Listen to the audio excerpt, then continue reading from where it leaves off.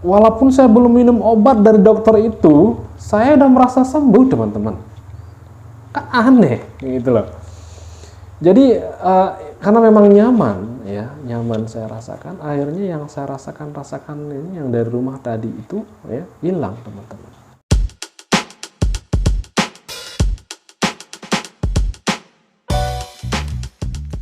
Assalamualaikum warahmatullahi wabarakatuh. Apa kabar teman-teman semuanya, tanpa terkecuali subscriber saya. Semoga Anda terus diberikan kesehatan ya, perbaikan dan segera sembuh dari gangguan GERD, asam lambung, anxiety, kecemasan, dan psikosomatis. Kali ini saya kembali untuk Anda ya, masih membahas mengenai gangguan lambung ya. Jadi buat teman-teman yang baru menemukan channel saya, silakan ditonton ya. Kalau seandainya teman-teman mencari informasi mengenai gangguan GERD, asam lambung, anxiety, kecemasan, berarti Anda tepat di channel yang ini, teman-teman. Dan kemudian saya harap ya, semoga channel saya menjadi wasilah penyembuhan buat teman-teman yang sampai saat ini ya merasakan gangguan lambung dan belum sembuh ya. Karena percayalah buat teman-teman, gangguan lambung ini perbaikannya membutuhkan fase ya, membutuhkan proses, teman-teman. Artinya kesembuhan itu pasti ya. Jadi tidak perlu dikhawatirkan, tidak perlu dicemaskan, dan tentu Anda tidak perlu harus berpikir yang tidak-tidak ya.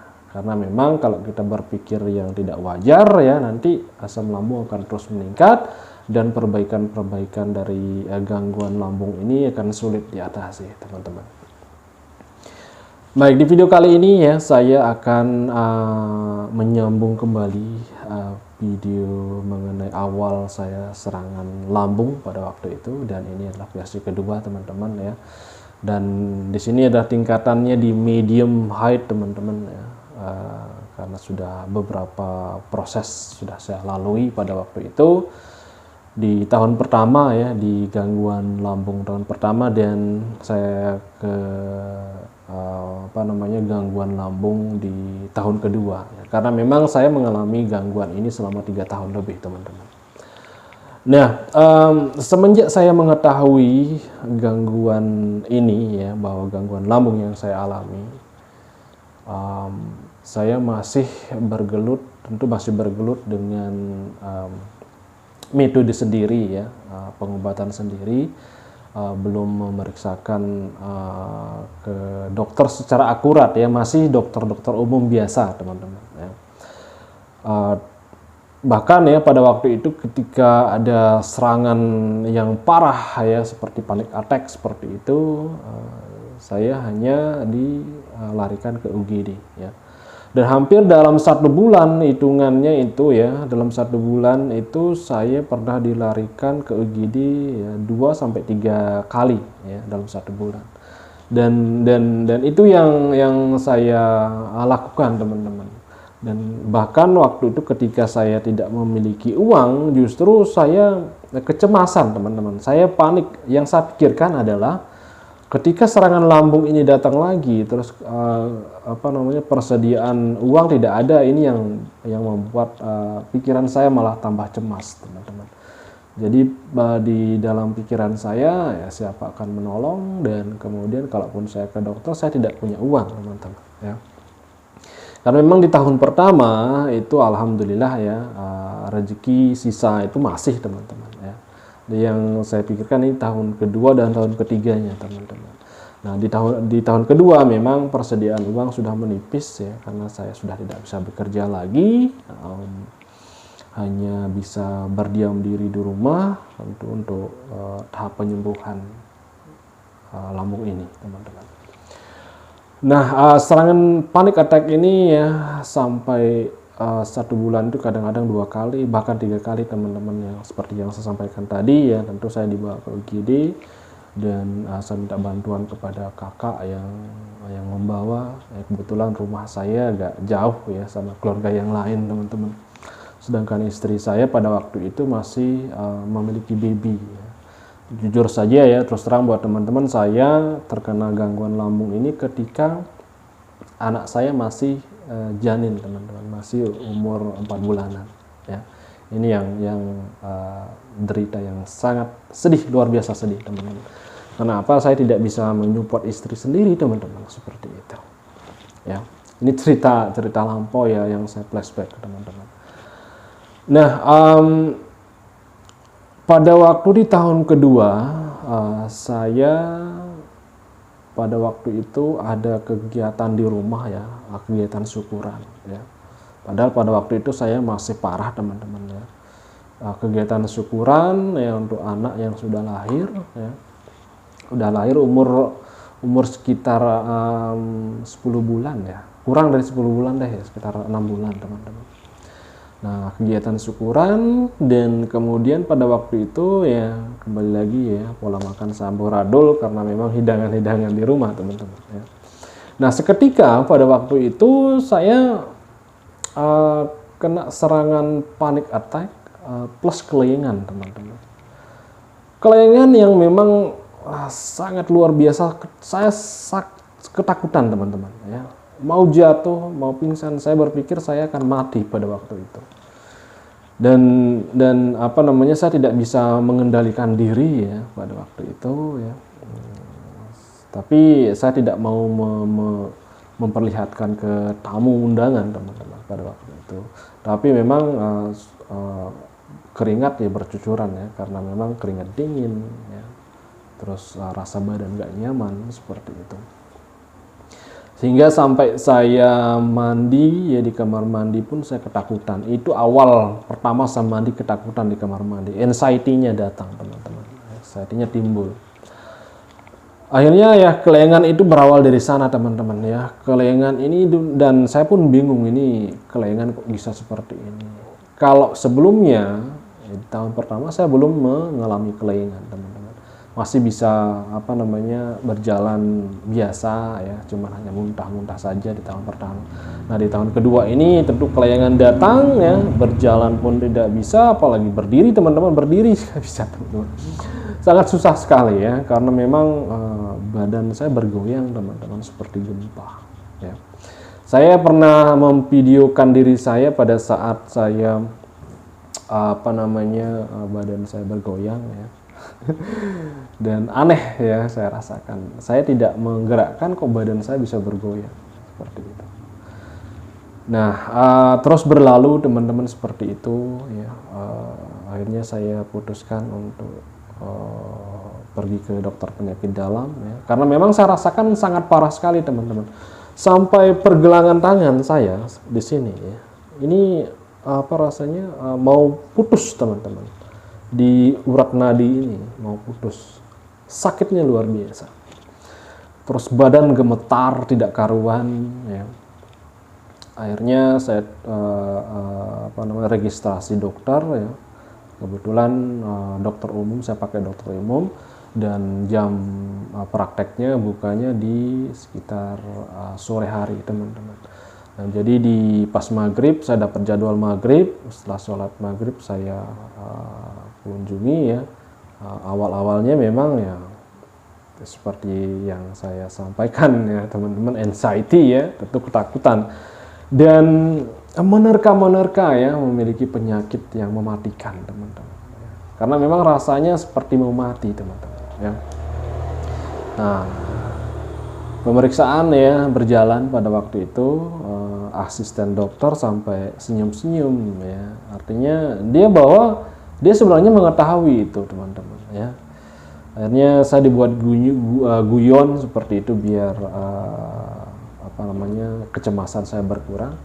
Dan dia mengetes tensi darah saya, dites pada waktu itu sekitar, saya ingat sekali ya, 160, teman-teman. Bayangkan 160/90 tensi darah. Ketakutan, cemas, sudah ya, saya nggak bisa merangkainya dengan kata-kata, teman-teman ya. Akhirnya saya diperiksa di dalam ya, ditanyakan keluh kesah apa yang dirasa, dan saya ceritakan dari awal ya, sama seperti ini dan seperti itu. Akhirnya dokter memutuskan, oke, baik, akan di EKG. Kemudian kembali lagi saya dilihat melihat selang-selang yang ditempel di badan. Itu takutnya luar biasa, teman-teman. Kan tidak pernah ya, sebelumnya tidak pernah seperti itu. Jadi kalau ke dokter biasa ya periksa cuman biasa seperti itu. Tapi di dokter penyakit dalam kita ditempelkan selang untuk memeriksakan EKG dan segala macam seperti itu. Setelah di EKG ya, jantung pun dedak-deduk tidak karuan ya, menunggu hasil print outnya. Setelah diberikan ke dokter ya, hasilnya begitu dokter mengucapkan ini EKG apa jantungnya normal ini Pak, dia bilang alhamdulillah. Akhirnya kecemasan saya berkurang, teman-teman. Akhirnya agak sedikit tenang, teman-teman. Ada sedikit tenang. Dan mulailah pemeriksaan di dalam yang part-part yang lain ya. Diperiksakan sampai paru-paru ya, kemudian bawah, terus berjalan seperti itu ya alatnya, dan hasilnya itu semua normal, alhamdulillah. Akan tetapi yang saya alami pada waktu itu hanya peningkatan asam lambung, teman-teman. Artinya di sini saya mengalami gangguan lambung versi dispepsia fungsional, teman-teman. Tidak ada luka di dalamnya. Tidak ada ditemukan radang di dalam lambung saya pada waktu itu, hanya dispepsia fungsional. Dokter memberikan pengarahan terus ya, bahkan membuat lelucon seperti itu, membuat saya senyum seperti itu. Anehnya ya, kecemasan yang memang saya rasakan seperti tangan mau putus, kemudian badan tidak terasa nyaman, mau muntah, kelayangan seperti itu, badan bergoyang ya. Walaupun saya belum minum obat dari dokter itu, saya udah merasa sembuh, teman-teman. Kan aneh gitu loh. Jadi karena memang nyaman saya rasakan, akhirnya yang saya rasakan ini yang dari rumah tadi itu ya hilang, teman-teman. Nggak saya rasakan lagi. Terkecuali ya badan bergoyangnya masih, tapi intensitasnya mengecil ya, tidak seperti yang biasa goyang seperti itu. Nah, itu yang saya lakukan di tahun kedua, teman-teman ya. Sampai di rumah tentu saya konsumsi obatnya seperti obat lambung biasa yang mungkin teman-teman pernah ya meminumnya, seperti omeprazol ya. Kemudian saya dikasih obat vertigo ya, seperti itu. Dan saya konsumsi selama 1 minggu ya, 1 minggu.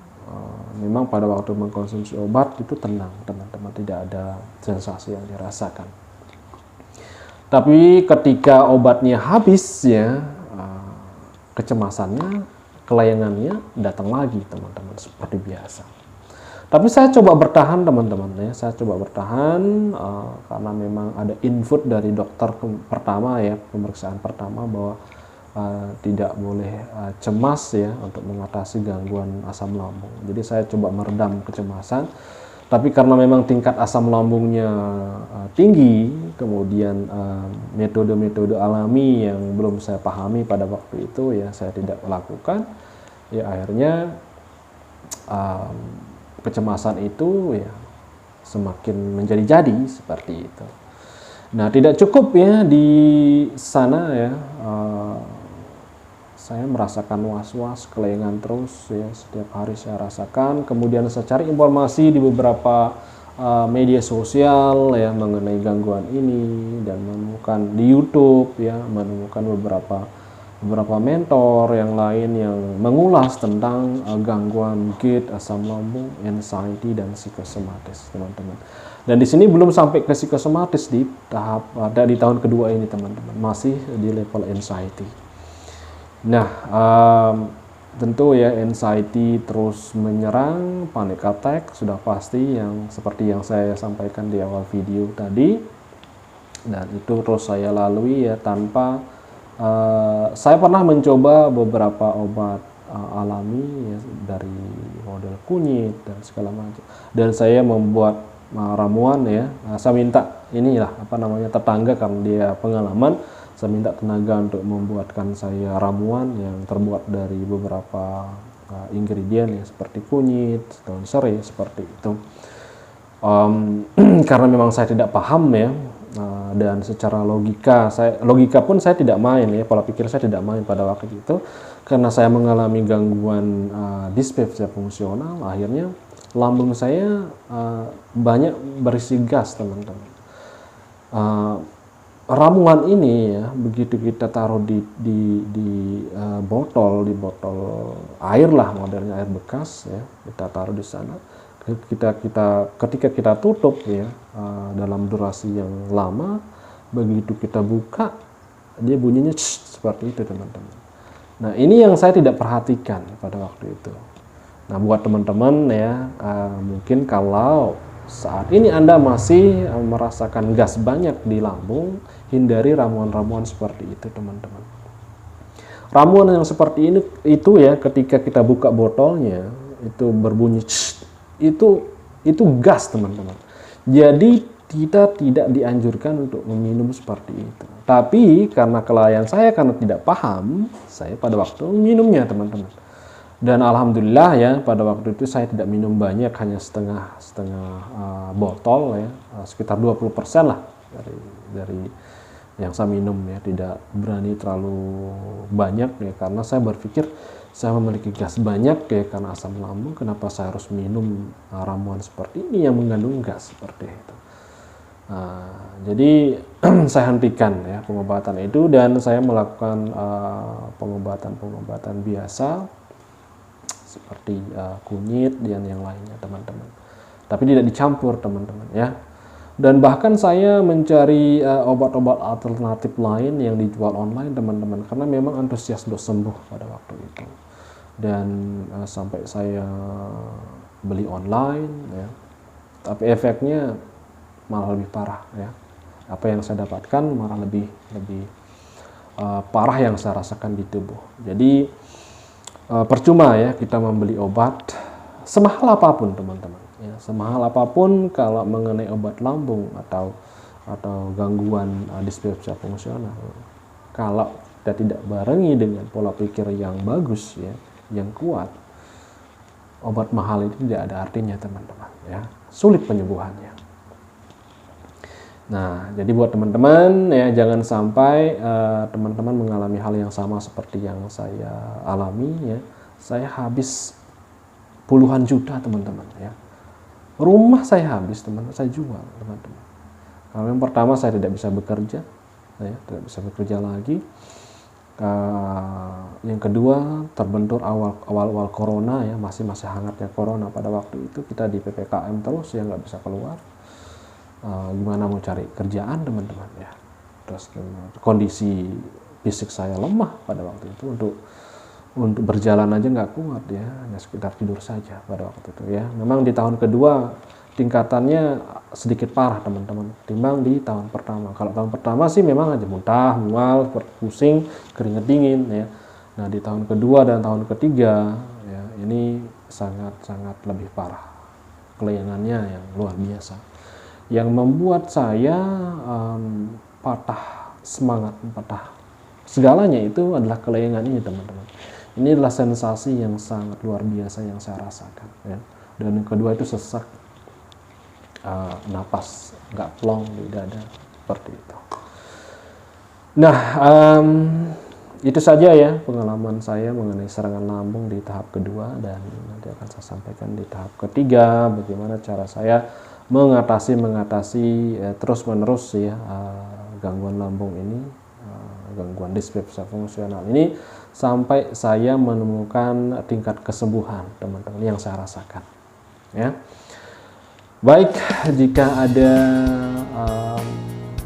histori yang sama ya, yang Anda dapatkan sesuai dengan apa yang saya rasakan seperti ini, saya harap teman-teman ya terus semangati diri Anda, Jangan sampai Anda berpikir tidak akan sembuh, teman-teman. Salah, ya. Jujur saja ya, pernah saya katakan di video sebelumnya, posisi Anda sekarang ya seperti anak panah, ya. Seperti anak panah yang ditarik ya dari busurnya. Posisi Anda sekarang di bawah, teman-teman. Dan ini akan segera siap dilepas, ya. Lepas kemudian terbang ke angkasa, teman-teman. Kenapa saya bilang seperti ini ya? Pertama, sifat yang dahulu yang kita miliki akan hilang, teman-teman. Kita memiliki sifat yang baru, menjadi manusia yang baru, memiliki pribadi yang baru, teman-teman. Jadi kita bersyukur ya ketika kita mendapatkan gangguan ini, karena Allah Subhanahu wa Ta'ala merubah semuanya, merubah segalanya. Ini adalah tujuan sebenarnya Allah memberikan kita cobaan ini, teman-teman.